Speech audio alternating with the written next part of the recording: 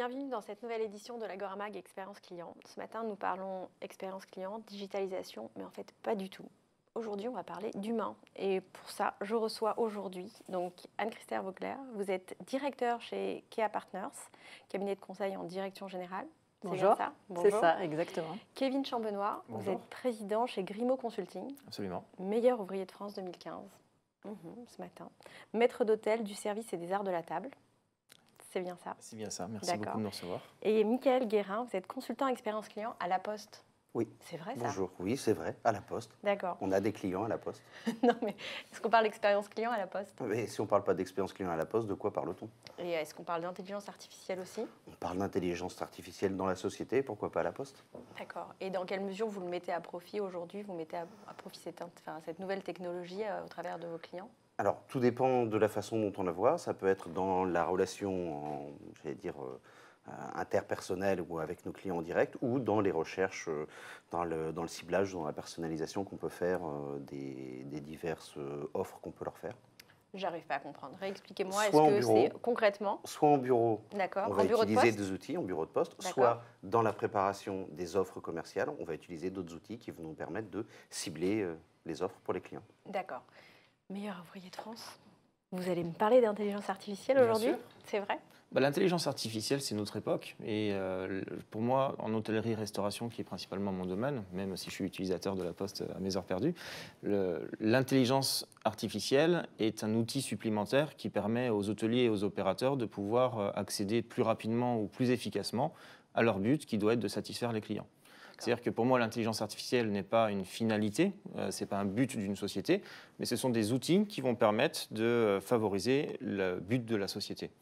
Et ensuite, en connaissant ses clients, l'intelligence artificielle donne des outils qui permettent d'être plus efficaces pour pouvoir satisfaire les clients. À mieux servir? Au servir différemment. Ensuite, le service, ce n'est pas quelque chose qui est universel, c'est quelque chose qui est personnel. C'est-à-dire que vous allez juger une qualité de service différemment de moi, et vous allez juger une qualité de service différente selon les exigences des autres alors? Selon beaucoup d'aspects qui sont différents, selon la période de la journée, selon le besoin de la personne, selon... Et cette couche d'intelligence artificielle va vous aider à ces moments-là pour améliorer la satisfaction client? Dans certains cas, absolument, pour pouvoir traiter des données en amont et puis pour pouvoir déjà faire un système d'entonnoir pour pouvoir orienter la réponse que l'on va donner au client, ou en connaissant le client, en ne lui posant pas toujours les mêmes questions pour pouvoir, pour pouvoir lui faire gagner du temps. Et surtout, l'intelligence artificielle va permettre aux opérateurs de pouvoir se Quand vous dites les opérateurs, c'est qui? Les entreprises ou les personnes qui sont dans les entreprises, de pouvoir se centrer sur leur réelle valeur ajoutée. C'est-à-dire que l'intelligence artificielle permet de leur faire gagner du temps sur des tâches qui ne sont non productives et non génératrices de valeur, pour leur permettre de se consacrer à soit le contact client, soit la réalisation des choses qui sont leur corps de métier. D'accord, leur expertise. Et vous, chez Kea Partners, comment vous améliorez l'expérience client au travers de l'intelligence artificielle?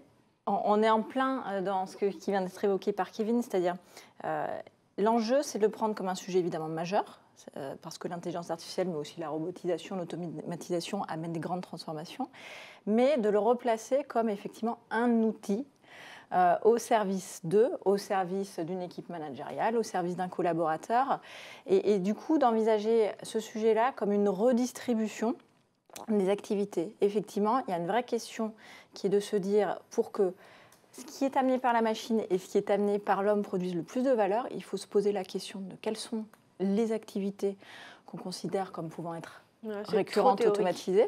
Donnez-moi un cas concret. Par exemple, dans des domaines où justement le service est moins visible, par exemple que dans l'hôtellerie, comme les domaines des services financiers, il y a certains sujets qui pourraient se prêter, je me tourne vers mon voisin Michael, qui pourrait se prêter à beaucoup d'automatisation. Parce que finalement, ce côté un petit peu invisible de la relation pourrait amener à se dire on va essayer d'automatiser un maximum et puis finalement, on va perdre le contact avec le client. Il faut là se demander où est-ce qu'il y a de l'émotion qui est générée dans la relation avec le client. On sort l'intelligence et du coup, on sort l'intelligence pour remettre du contact humain. Ça va permettre, sur des temps forts qui vont générer soit des émotions de type de l'anxiété, un besoin de réassurance parce qu'on attend une réponse, parce qu'on va souscrire. Alors, je prends l'exemple des services financiers, par exemple, un crédit immobilier. Non, mais il y a bientôt des nouveaux services qui sortent ou de à la nouveaux poste. services. Ça va permettre de redonner de la valeur. Ou alors, sur des temps forts, par exemple, toujours dans mon exemple du crédit immobilier, je viens d'obtenir mon crédit immobilier. Mon conseiller bancaire est là à ce moment-là pour célébrer cette jolie victoire avec moi. Donc c'est gommer les pain points et effectivement reprendre ces magic moments et de les rehausser ou de les renouveler le plus souvent possible. Exactement. C'est quoi vos moments magiques ? Les moments magiques sont différents selon les clients. Vous avez encore une fois des buts différents. Le moment magique, c'est comment on va justement comprendre la raison de la venue du client dans tel ou tel espace et de pouvoir Mais on parle aller d'hôtel, on au-delà. parle de restauration, On parle de boutique, on parle d'aller chez le coiffeur, on parle de taxi. La relation client, c'est un service. Et la typicité d'un service, c'est qu'à un moment, on a une individualisation du service. Sinon, on achète des produits. Un produit X ou Y, ça reste le même parce qu'on est sur une usine et une production à grande échelle. Le service, quand on parle de service qualitatif, on parle d'une individualisation. Et il y a cette recherche des clients. Pour vous, l'excellence, c'est la personnalisation, c'est l'individualisation. C'est une des, se rapporter effectivement, à une seule c'est et une même des interfaces de l'individualisation. Ensuite, il y a la réalisation du service en tant que tel, qui implique un certain nombre de connaissances techniques. Mais ensuite, c'est le savoir-être qui va permettre d'emballer ces connaissances techniques et de le proposer. L'intelligence artificielle sur le savoir-être, ça ne nous aide pas. Peut-être pas aujourd'hui, peut-être dans le futur, parce qu'on ne connaît pas les évolutions. Je vous donne un exemple dans un restaurant. Un client va aller dans un restaurant pour un repas d'affaires avec son patron pour pouvoir signer une augmentation, par exemple, ou avec un client pour signer un prospect. Il n'aura pas les mêmes attentes que s'il vient avec sa fiancée à qui il veut proposer le mariage d'ici un an. Et pourtant, c'est le même client. Mais qu'est-ce que l'intelligence artificielle fait là ? L'intelligence artificielle va permettre aux opérateurs, donc aux personnes qui gèrent le restaurant, de pouvoir se concentrer sur la réussite de l'expérience client, à savoir en quoi est-ce qu'ils vont pouvoir donner la bonne prestation et ne pas se concentrer sur tout ce qui est procédure. Alors on peut parler de tout ce qui est planification, on peut parler de réservation de table, on peut parler de beaucoup de choses. Je vous vois. Moi j'aime bien ce que dit Kevin, mais alors je vais être un peu moins glamour. C'est-à-dire que l'intelligence artificielle, c'est quoi ? C'est juste une somme d'outils plus ou moins mécaniques. Moi je prends intelligence au sens anglo-saxon. La connaissance, comme l'intelligent service ou la CIA, machin.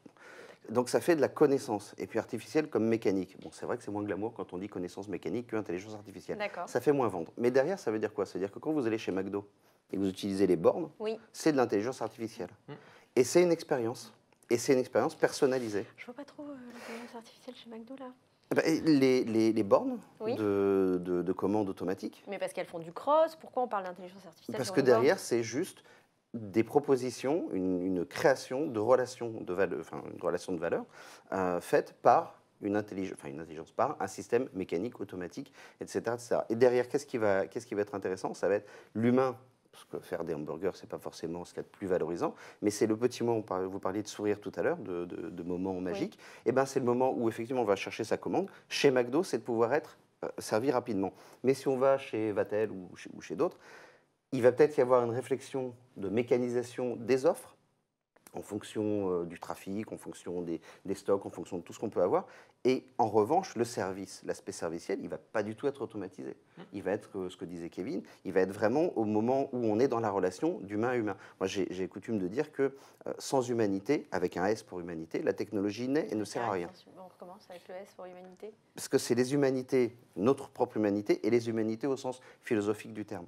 Si on ne met que de la machine pour la machine, ce que vous disiez tout à l'heure, si on ne met que de la machine pour la machine, ça ne sert à rien. Là, on est des robots qui parlent à des robots. Mais qui correspond à certains besoins, parce qu'on va prendre certains nouveaux hôtels qui sont plus sur du volume, vont tout automatiser avec des hôtels robots, et ça correspond à un besoin. C'est-à-dire que le client qui est business ou le client qui vient il n'a pas besoin d'avoir des services autour de lui, il n'a pas besoin d'être mis en valeur. Son besoin, c'est un besoin physiologique, je veux dormir. Eh ben, je ne suis pas d'accord. Alors, moi, je pense que si. Moi, je pense que même un business... Non, mais moi, je pense qu'un business a encore plus besoin qu'on le reconnaisse et autant d'ailleurs que quelqu'un qui vient potentiellement une fois de temps en temps, mais pour un événement exceptionnel. Je ne suis pas forcément d'accord. Alors parfois, ça oui, me va effectivement, il a besoin d'être reconnu, mais si on prend la pyramide basique de Maslow, les hôtels donnent le besoin primaire qui est de Le wifi. se restaurer et puis de Non, pouvoir c'était pas le physiologique. wifi. Le pardon Le wifi. Oui, c'est- C'est le nouveau Maslow. on en a besoin également. Quoi. C'est vrai? Ah D'accord. Et donc parfois, encore une fois, ça dépend des besoins. Et des personnes qui ont leurs habitudes, qui connaissent très bien le quartier et qui ont juste besoin de dormir, ont besoin juste d'un logement. Sinon, Airbnb n'existerait pas. Alors moi, je voulais Je sais rebondir. Vous l'avez peut-être vu, il y a un hôtel au Japon, près de Nagasaki, Absolument. qui s'appelle l'hôtel Enna, dont le slogan était l'efficience ultime. Un objectif, en 2015, on ouvre l'hôtel avec 100% de robots dans l'hôtel. En 2019, Mais qui fait la chambre. qui donnent D'accord, juste pour l'accueil. la carte, D'accord. qui font l'accueil, qui transportent votre petite valise. En fait, vous pouvez passer 3 jours dans cet hôtel sans croiser le moindre être humain. Nous sommes en 2019, 4 ans après l'ouverture. La moitié, alors je ne sais pas s'il faut dire licenciés, mais la moitié des 250 robots ont été, entre guillemets, licenciés. Pourquoi ? Parce qu'à un moment J'aime bien donné, cette histoire. il y a une difficulté de s'adapter à une demande qui sort du cadre. Vous arrivez, vous êtes étranger, Mais votre donc, enfant est malade, vous avez besoin d'une solution Ils n'ont d'urgence. rien mis en niveau 2. Ils n'ont rien mis en niveau 2, mais ils sont en train certainement, je pense, d'en remettre. D'accord. Alors, donc l'exemple est intéressant, puis par ailleurs, il ne faut pas oublier, autant le 100% machine avait été testé, le management était opéré par des hommes. N'oublions jamais, comme le dit Michael, que derrière la machine, à un moment donné, il y a des hommes. Bah, les robots Pour aller dans ce que répètent dit- nos erreurs, en Oui, fait. il y a ça, déjà il y a les biais, mais ce que Diane Cressel, et on peut le renforcer aussi, et pour aller dans l'univers de Kevin, en Chine, il y a 3 restaurants de robots. D'accord. 2 ont fermé et le 3e s'en est sorti, effectivement, en virant les robots, en remettant de l'humain. Le robot a ceci de sympathique, c'est qu'il ne fait que ce qu'on lui demande de faire. Mais très souvent, notamment dans les robots sociaux qui doivent interagir avec l'humain, Ah ils ne oui. peuvent répondre qu'à un seul interlocuteur bien défini. Si vous prenez Pepper, Oui, j'adore Pepper, j'adore. c'est ma petite copine ou mon petit copain, je ne sais pas si c'est une fille ou un garçon, Pepper ou Nao, c'est magique. Sauf que si on est 2 à Mais lui parler, Moi, j'ai l'impression qu'il a même un regard, en fait. oui, c'est fait pour. Prenez Tiki, vous prenez Hubo, qui est un robot D'accord. d'Aix-en-Provence. Ils ont cette facilité de tourner la tête. Oui. Et donc de s'intéresser à nous. Sauf que là, moi, je tourne la tête et je m'intéresse à vous 3. Et vous vous intéressez à moi, j'espère. Absolument. Pepper Tout à fait. n'est pas capable de suivre cette conversation. Il va devoir ou elle va devoir se focaliser sur une personne. Et le problème des robots aujourd'hui, peut-être que demain ça marchera mieux, en tout cas ils sont en train de travailler dessus, mais cette interaction Du sociale, one-to-one, d'accord. ce- Elle est très limitée. cette humanité, je reviens sur ce terme-là, eh ben, on n'est pas encore dans la uncanny valley, c'est ça qu'ils disent, dans la vallée de l'étrange. On n'est C'est pas moche encore... comme mot. Le uncanny valley et la Ouais. vallée de l'étrange, c'est un robot, carnivores. plus il est proche de nous, plus il nous fait peur. Oui, je suis d'accord. Pour le schématiser, on se fait tous peur avec Skynet et Terminator, en oubliant que iRobot, qui est un magnifique film avec un robot tueur, aujourd'hui iRobot, c'est des aspirateurs. Non, arrêtez, je ne vais pas rentrer chez moi après. D'ailleurs, je précise que certains de ces robots peuvent scanner votre appartement et renvoyer les informations à qui de droit et pouvoir vendre. Voilà. Non, nous n'allons pas parler de ça aujourd'hui. Non, mais voilà, mais pour revenir, s'il n'y a pas d'humain, la technologie, elle sera, je vais dire, à que dalle. Mais d'ailleurs, C'est pas bien. on est aussi, on apprend. D'ailleurs, on a de nouvelles fonctions aujourd'hui et de nouveaux postes qui apprennent aux robots. Est-ce que vous- d'accord. Tout à fait. Alors, on parle de superviseurs de robots, de managers Oui. de robots, de facilitateurs. Et en fait, ce qu'on évoque depuis notre échange, c'est que cette redistribution elle va nécessiter effectivement des compétences qui n'existent sans doute pas aujourd'hui. Exact. Et il faut plutôt le voir comme comment on prépare des emplois de demain. Et comment, du coup, on peut s'attendre à voir sur un plateau peut-être un robot sur certains sujets, qui a un collègue qui est un homme, peut-être, mais un management qui... Moi, je regardais des émissions humaines. pour Alors, Mais il y a l'instant. déjà ça. il y a déjà, un présentateur effectivement. météo. D'accord. Et puis je vous raconte Pourquoi pas pas Sophia, l'intelligence artificielle de nationalité saoudienne et qui a été fabriquée, je crois, en Asie, qui est déjà sur ce jeu, mais ça reste des interactions assez réduites pour l'instant. Mais demain, Oui.